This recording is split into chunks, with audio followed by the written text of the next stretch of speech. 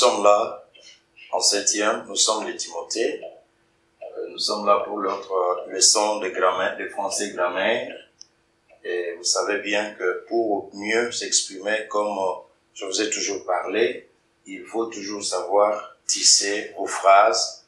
Et vous savez qu'une phrase peut avoir plusieurs propositions.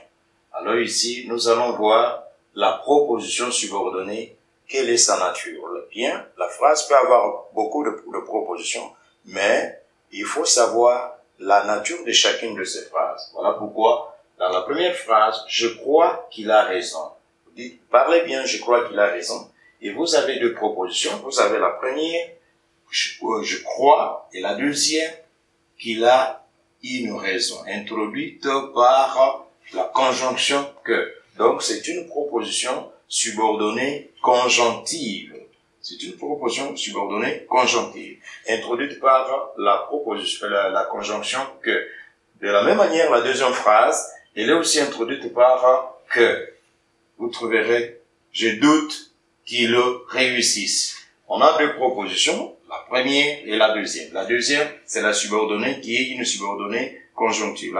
L'autre aussi, c'est une subordonnée conjonctive. Mes amis, il n'y a pas seulement la subordonnée conjonctive. La troisième, dis-moi qui tu es. Dis-moi qui tu es. Dis-moi qui tu es.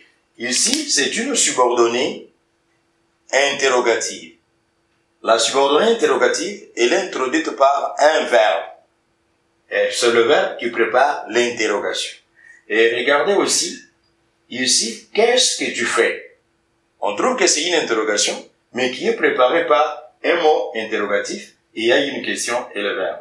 La cinquième phrase, maman a vu le train partir. Ici, mes amis, il faut tirer attention. Maman a vu le train partir. Nous avons deux propositions.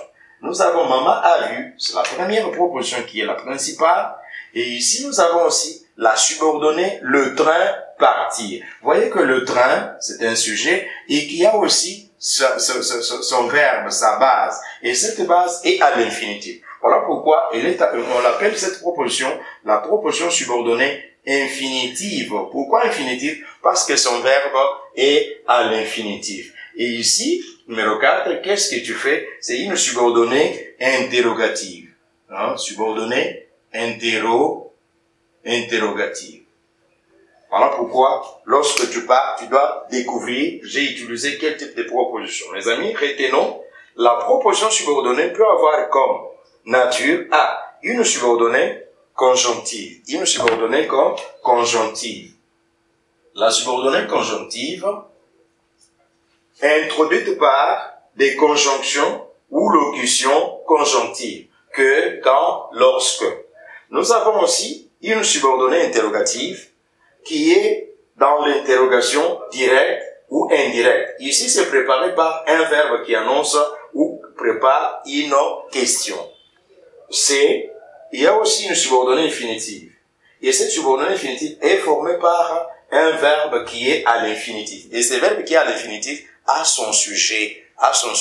Et le verbe est à l'infinitif. J'insiste bien, le verbe est à l'infinitif et qui a son sujet. Voilà pourquoi, mes amis, dans l'application des exercices qui sont là-bas, vous allez les travailler chez vous à la maison et vous allez les ramener le vendredi. Qu'est-ce qui est demandé là-bas? Je souligne la subordonnée et j'indique sa nature. Regarde bien, on dit, il y a deux choses qui sont demandées. Vous soulignez et puis vous indiquez la nature de cette subordonnée-là. Nous regardons la pluie tomber. 2. Elle a vu le train partir. 3. Dis-moi si tu as fini. 4. Dis-moi qui t'envoie. 5. J'ignorais s'il viendrait. Il laissa les autres partir. Je veux que tu m'écoutes. Penses-tu qu'il réussira? Mes amis, nous sommes à la fin. Merci pour votre bonne attention. En cas de questions, n'oubliez pas de poser. Nous sommes là pour vous. Et bonne assimilation et bonne application. Bonjour et shalom, chers amis. Quelques éléments importants pour nous.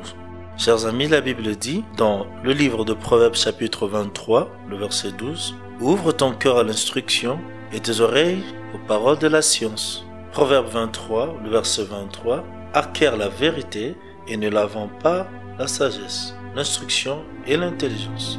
Voilà pour nous les éléments à retenir dans le cadre de l'éducation chrétienne. Pour notre bien-être, il est important et que nous vous prions de respecter le geste barrière pour vous protéger contre le coronavirus.